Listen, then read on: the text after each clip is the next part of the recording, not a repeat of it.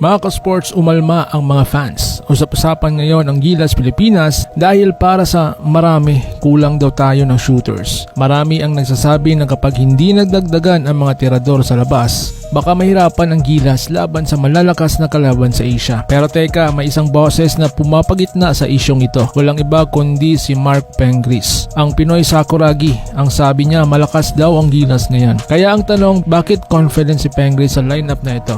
At bakit naman patuloy na nagrereklamo ang fans tungkol sa shooters ng team? Sa social media, sunod-sunod ang komento ng mga fans. Ang pangunahing hinaing nila, kulang daw ng shooters ang Gilas. Para sa kanila, hindi sapat ang mga nasa lineup para makipagsabayan sa mga bansang may mga elite 3-point shooters tulad ng Japan na may Yuta Watanabe at Yodai Baba at Korea na kilala sa outside sniping. May mga nagsasabing kulang tayo sa perimeter shooting, posibleng mag-collapse ang depensa kapag kinain ng zone defense ang Gilas. Pero may ibang mga fans na nagsasabing okay na ang shooters natin. Ang mas importante raw ay yung balance na lineup, may malalaki, may wings, may playmakers. At dito papasok ang opinyon ni Mark Pengris. Sa isang panayam, sinabi niyang nakikita niya ang ibang klase ng Gilas ngayon. Para kay Pengris, hindi lang shooting ang puhunan sa FIBA Games. Ang mas importante raw ay kung hustle, puso, depensa at chemistry ng team. Sabi